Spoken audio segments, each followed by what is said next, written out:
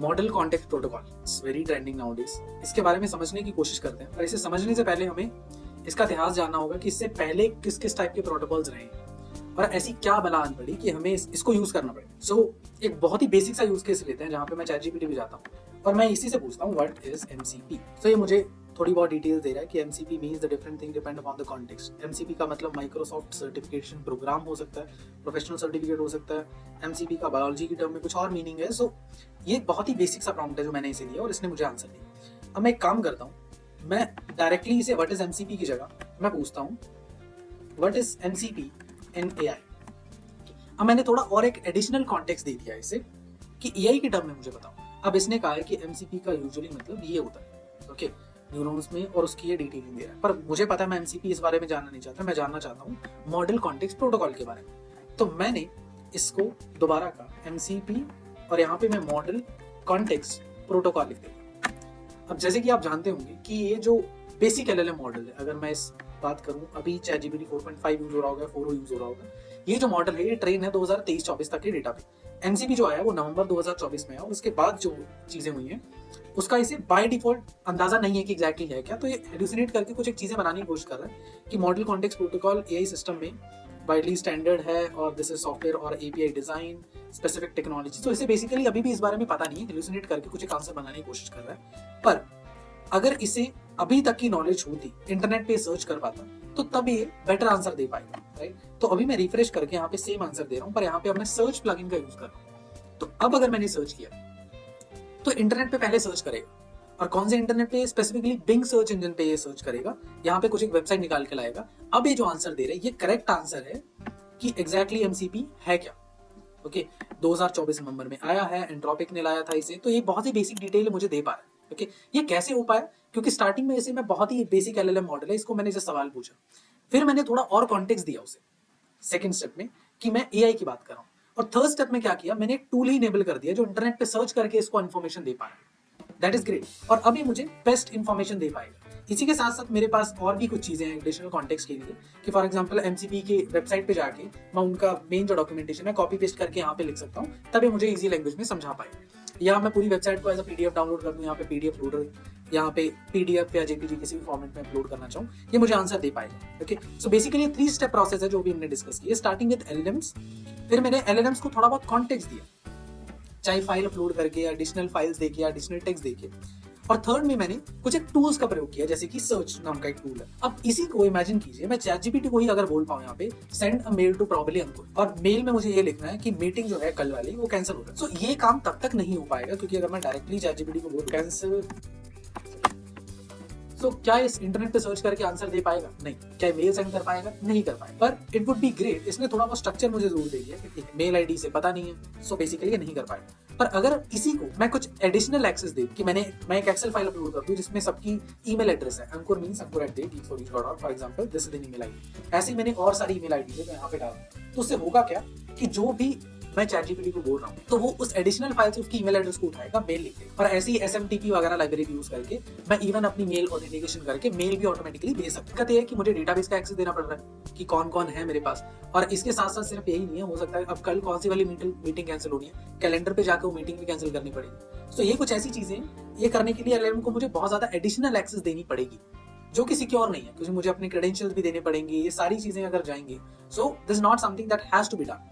सो ये जो model context protocol है एग्जैक्टली इसी चीज पे काम कर कि ये आपका काम भी कर देगा, आपके लिए मेल भी कर देगा, गिटहब पे रिपोजिटरी भी क्रिएट कर देगा जिसके अंदर ये प्रोग्राम्स पुश हो जाए, वो कर देगा, पर इस हिसाब से करेगा कि आपका डेटा जो है वो भी सिक्योर रहे और आपका काम भी हो जाए। सो मॉडल कॉन्टेक्स्ट प्रोटोकॉल एग्जैक्टली यही कर। तो ये अभी हमने प्रॉब्लम समझ आ गई कि हमें डेटाबेस का एक्सेस नहीं देना। ओके, तो यूजुअली इससे पहले क्या होता था ये समझ। अब इससे पहले समझने के लिए यूजुअली हमारे पास में एक बेसिक इंटरफेस होता है जहाँ पे हमारे पास होता था एक क्लाइंट और एक होता था सर्वर। फॉर एग्जाम्पल जीमेल की वेबसाइट ओपन करूँ और क्लिक करूँ कंपोज पे, और उसके बाद में मैं बेसिक मेल डिटेल लिख दूँ, और अगर अंकुर लिखूँ भी तो वहाँ पे मुझे सजेशन दे देता है कि this particular email ID you are talking about और नॉट। फिर मैं टाइटल में डिस्क्रिप्शन में जाके सब चीजें लिख के सेंड पे क्लिक करूंगा तो हो जाता है। सो क्लाइंट मैं हूँ, जीमेल के सर्वर पे जाके मैं काम कर रहा हूँ। ओके, अब इसी में एक और लेयर मैं ऐड कर सकता हूँ एलएलएम की, कि मैं एक एलएलएम को बोलूंगा। फॉर एग्जांपल यूजुअली इस पर्टिकुलर केस में क्लाउड यूज किया जाता है। क्लाउड आप ऑफलाइन इंस्टॉल कर सकते हो, वहाँ पे क्लाउड को आप जो भी क्वेरी दोगे वो यूजुअली रन उनके एमसीपी के सर्वर पे जाके होती है। तो अगर मैं क्लाउड में बोलूँ send an email to Ankur, LLM ये तब तक नहीं कर पाएगा जब तक मैं उसकी ईमेल एड्रेस और वो सब चीजें नहीं दे दूँ। और बैकएंड में कुछ फॉर एग्जांपल अगर मैंने कोड लिख भी रखा है तो वो कोड उस पर रन होगा, पर एट द एंड दिक्कत ये है कि मैं उसको ईमेल एड्रेस ये सब चीजें नहीं देना चाहता। सो एलएलएम के अंदर मुझे कुछ ऐसी चीजें करनी पड़ेंगी जो कि क्लाइंट तो एलएलएम से बात करे, बहुत सी बेसिक चीजें रखे, मुझे वेबसाइट पे ना जाना पड़े, डायरेक्टली काम हो जाए, पर LLM on my behalf will do the communication with server. So यही एग्जैक्टली है काम इसका। सो एमसीपी क्या करता है, ये जो एलएलएम के बीच में जो भी एक्सट्रैक्शंस है, जो भी कॉम्प्लिकेशंस है, ये सारी एक एमसीपी में कन्वर्ट हो जाती है। सो मेरा जो क्लाइंट है वो एमसीपी से बात करेगा। सो एलएलएम नहीं, एक एमसीपी नाम का एक सर्वर बनेगा, एमसीपी क्लाइंट बोलते हैं उसे। सो क्लाइंट एमसीपी क्लाइंट से बात करेगा, एमसीपी क्लाइंट एमसीपी के सर्वर से बात करेगा, और वो जो सर्वर है वो जीमेल के बैकएंड के सर्वर से बात करेगा। ओके, सो एमसीपी का जो सर्वर है ये जीमेल का अलग होगा, गिटहब का अलग होगा, सब कंपनीज ने अपने अपने बना रखे हैं। और मेल के अंदर भी ऑब्वियस सी बात है, सेंड मेल करनी है आपको, शेड्यूल करनी है आपको, कैंसिल करनी है आपको, इंपॉर्टेंट मेल्स के बारे में जानना है, या आज के टू डू लिस्ट बनानी है, ये सब चीजें यूजुअली एलएलएम से ही हो पाएंगे, एलएलएम से डायरेक्टली कर देगा। पर मुझे करना इस हिसाब से है कि डेटा इंटीग्रिटी का जो इशू है वो, अब इन्होंने क्या किया, एंट्रोपिक ने क्या किया, आर्टिकल पब्लिश किए, ये आर्टिकल 25 नवंबर 2024 में पब्लिश हुआ, और यहाँ पे इन्होंने मॉडल कॉन्टेक्स्ट प्रोटोकॉल की बात की है। अब इसके अंदर इन्होंने बहुत ही बेसिक कुछ एक डिटेलिंग भी दी है। It's an open source platform जो कि build for developer secure two way connection between their data and AI power tools. यहाँ पे एआई पावर टूल्स का मतलब एलएलएम्स हैं, और उनका जो डेटा है उनके बीच की कम्युनिकेशन जो है वो मॉडल कॉन्टेक्स्ट प्रोटोकॉल से होगी। ओके, अब यहीं पे इन्होंने कुछ एक यहाँ पे एसडीकेस भी अपने दिए हैं जहाँ पे आप डेवलप कर सकते हो अपने खुद के टूल्स। और इस पे अगर आप जाते हो, if you click on this, so ये वाला एक लिंक खुलेगा, और यहीं पे क्लाउड डेस्कटॉप आप एप्लीकेशन डाउनलोड कर सकते हो, यहाँ पे काम हो जाएगा। तो यहाँ पे आप टाइपस्क्रिप्ट, पाइथन, जावा, कॉटलिन, सीआरसी, सब लाइब्रेरीज की मदद से आप एसडीके इनका यूज कर सकते हो। ओके, अब इसी के अलावा यहाँ पे इसकी डॉक्यूमेंटेशन पे भी आप जा सकते हो, मॉडल कॉन्टेक्स्ट प्रोटोकॉल.io नाम से वेबसाइट है, और यहाँ पे अगर आप इसकी बेसिक इंट्रोडक्शन पे जाओगे तो उन्होंने ये एक मैप दिया है कि एग्जैक्टली काम कैसे करता है। अब इसी को हम डिकोड करने की कोशिश करते हैं। ओके, अब ये मैंने यहाँ पे सेम चीजें रखी है। सो बेसिकली अब होगा क्या, फर्स्ट स्टेप क्या रहेगा एक यूजर का। एक यूजर ने बहुत ही सिंपल सी क्वेरी दी है एलएलएम में, और वो क्वेरी है send mail to Ankur regarding the cancellation of tomorrow's meeting. अब ये जो यूजर है, ये यूजर ने ये क्वेरी दी है एक एलएलएम, तो एलएलएम ये समझ जाएगा, एलएलएम इसे इंटरप्रेट करने की कोशिश करेगा। यूजुअली इस केस में एलएलएम जो है वो क्लाउड की ऑफलाइन एप्लीकेशन है। अब एलएलएम इसे क्या समझेगा कि इससे जीमेल वाला जो एमसीपी सर्वर है उसको एक्टिवेट करना है, क्योंकि जो भी मैंने प्रॉम्प्ट दिया है, ये दो यूजर ने क्वेरी दी है, वो मेल के रिलेटेड है। ओके, मेल के रिलेटेड कुछ भी हो सकता है, उसके अंदर अलग अलग टूल्स हम इनेबल कर दें। उसके बाद में एक थर्ड पार्ट होता है जो फंक्शन कॉल जनरेट करता है। इससे फंक्शन कॉल जनरेट का सीधा सा मतलब है, ये जो एमसीपी होगा, जीमेल का जो एमसीपी है जिसको इनेबल करना है, इसके अंदर इनपुट में कॉन्टेक्स्ट क्या क्या जाए, क्योंकि कॉन्टेक्स्ट देना बहुत जरूरी है। मैं डायरेक्टली ये नहीं कह सकता कि जीमेल के एमसीपी को ये मैसेज भेज दो, मुझे इसको स्ट्रक्चर करना होगा, और स्ट्रक्चर एक इस हिसाब से होगा, इस हिसाब से होगा कि टाइटल जो होगा ये होगा भेजनी अंकुर को। अब अंकुर का ईमेल आईडी अभी भी इसे नहीं पता है, वो आगे जाके बैकएंड से उठाया जाएगा। कॉन्टेक्स्ट जो है, कॉन्टेक्स्ट ये है, और एमसीपी जो यूज करनी है वो जीमेल का एमसीपी यूज करना है। इसके अलावा और भी बहुत सारे एमसीपीज हैं जो कंपनीज ने ऑटोमेटिकली खुद से इनेबल कर दिए हैं, आगे जाके हम इसके बारे में और डिटेल में देखेंगे। अब ये जो फाइनल जेसन है ये जाती है आगे एमसीपी के सर्वर पे, और जहां पे अगर आपने डॉक्यूमेंटेशन इसकी देखी हो, यहाँ पे बात होती है MCP client and MCP server की, तो ये जो अभी हमने 4 स्टेप प्रोसेस देखा है, 3 स्टेप प्रोसेस देखा है, जहाँ पे यूजर एक क्वेरी करता है, वो एलएलएम उसे इंटरप्रेट करता है, और उसके बाद में एक फंक्शन कॉल जनरेट होती है। ये तीनों जो चीजें मिलके एमसीपी क्लाइंट बनाती है।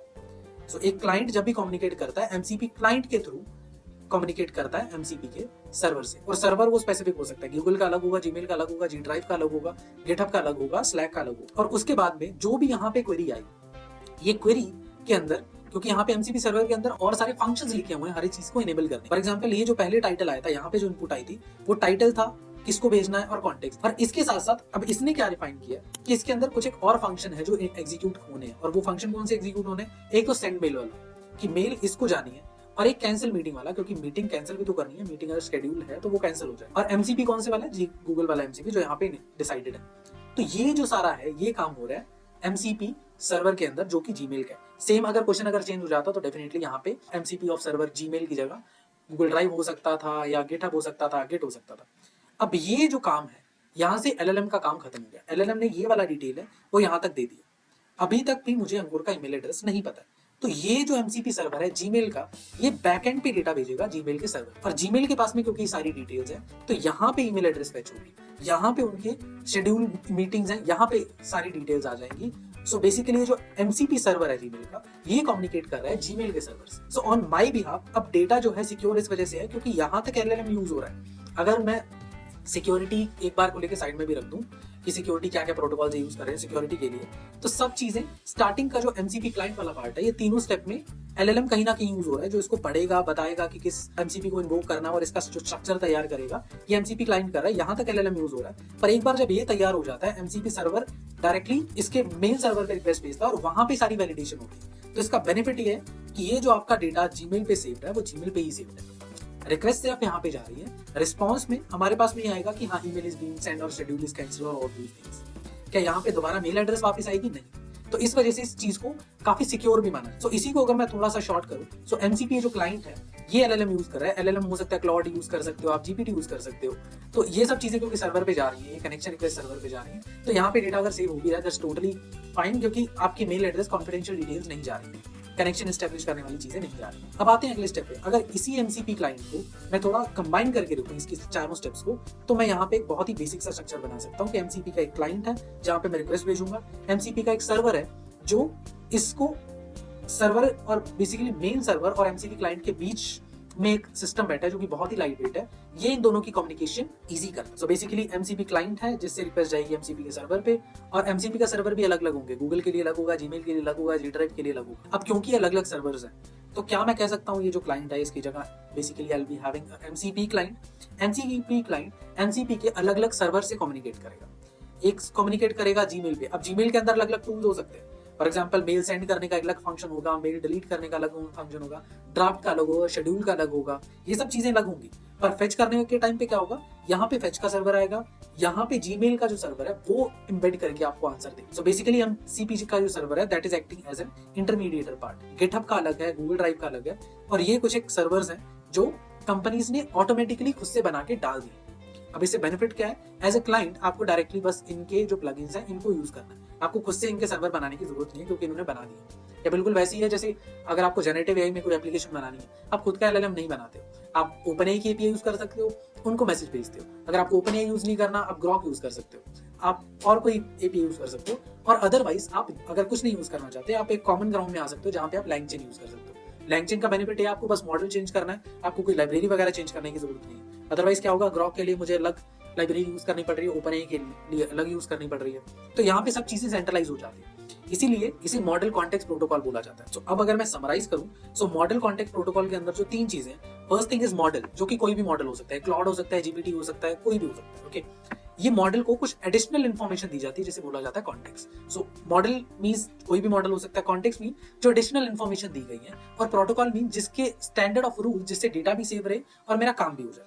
सो दिस इज एमसीपी, ये एक स्टैंडर्ड काइंड ऑफ अप्रोच है। अब इसका फायदा क्या है कि कोई भी कंपनी अपने सर्वर से कम्युनिकेट करने के लिए अपना खुद का एमसीपी बना सकती है, और कोई भी क्लाइंट है वो उनके एमसीपी सर्वर के साथ में कम्युनिकेट कर सकता है, जहां पे उसे directly using just English language by just giving English prompt आपका काम हो जाएगा। आपको कल की शेड्यूल करनी है मीटिंग इतने से इतने बजे, रहते थे डायरेक्टली गोइंग टू जीमेल, वहां पे मीटिंग शेड्यूल करने से अच्छा डायरेक्टली आप लिख दो कि इस लोगों के बीच में मुझे, या सारे मेंटर्स के बीच में मुझे एक मीटिंग शेड्यूल करनी है जिसका एजेंडा ये है, तो वो ऑटोमेटिकली कर देगा। एचआरएमएस के लिए इसे यूज किया जा सकता है। फॉर एग्जाम्पल अगर किसी को जानना है, एक एचआर है, उसको जानना है कि किस एम्प्लॉय की कितनी कैलेंडर में मीटिंग्स हैं ऑन एन एवरेज, या इसकी कितनी लीव्स बाकी है, वो डायरेक्टली यहाँ पे कम्युनिकेट करके देख सकता है, उसे उसकी वेबसाइट पे जाने की जरूरत नहीं। तो इस तरीके से अलग अलग टूल्स बनाए जा सकते हैं। ये बहुत ही बड़ी चीज इस वजह से है, बहुत ट्रेंड इस वजह से कर रही है क्योंकि ये बिल्कुल वैसे ही है जैसे बहुत सारे लोग एग्जांपल लेते हैं। पहले क्या होता था, बहुत सारे यूएसबी के अलग अलग टाइप के अडेप्टर से चार्जिंग के लिए, टाइप ए था, बी था, सी एंड सो ऑन। पर अभी अगर आप देखो तो सभी कंपनीज लगभग एक ही कॉमन ग्राउंड पे आ गए, they are using type C, क्योंकि उससे फायदा क्या होगा, यूनिफिकेशन होगी, सब लोग स्टैंडर्ड यूज कर रहे हैं ताकि कोई भी चीज कहीं भी यूज किया जा सके। लगभग सेम ही चीज यहाँ पे हो रही कि पहले बहुत सारे अलग अलग टूल्स थे कि अब किसी का स्ट्रक्चर अलग है, किसी ने अपना अलग स्ट्रक्चर बना दिया। अब एमसीपी ने क्या किया, एक स्टैंडर्ड सेट कर दिया कि ये एक स्टैंडर्ड है, आप अपना एमसीपी सर्वर बनाइए, इस हिसाब से इनपुट लेगा, इस हिसाब से आउटपुट लेगा, और इस हिसाब से आप इसे कम्युनिकेट करवा सकते हो।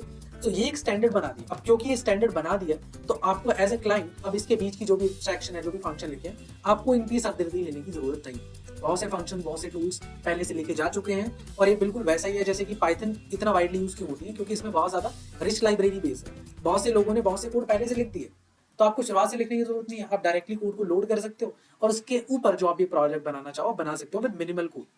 इसी के एक लेवल अगर हम और ऊपर जाएं, we have tools like Cursor, we have tools like Lovable AI, जहां पे आपको जस्ट इंग्लिश प्रॉम्प्ट से एप्लीकेशन बना सकते हो। अब यहाँ पे क्या हो रहा है, यहाँ पे हम डेटाबेस का एक्सेस दे रहे हैं कंपनीज को, पर डायरेक्ट एक्सेस नहीं दे रहे।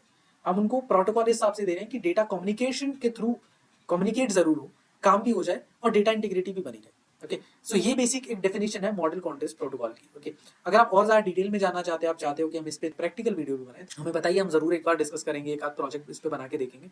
And that's it from my side. मैं किसी अलग वीडियो में मिलता हूँ। If you want to connect with me on LinkedIn, मेरा लिंक्डइन एसेंशियल्स आपको नीचे मिल जाएंगे। वीडियो में जो चीजें आपको अच्छी लगी, आपको जो भी स्कोप या फ्यूचर दिखता है एमसीपी का, मेक श्योर अपने थॉट्स कमेंट में जरूर दीजिएगा। Thank you so much for joining in. I will see you in the next one. Take care.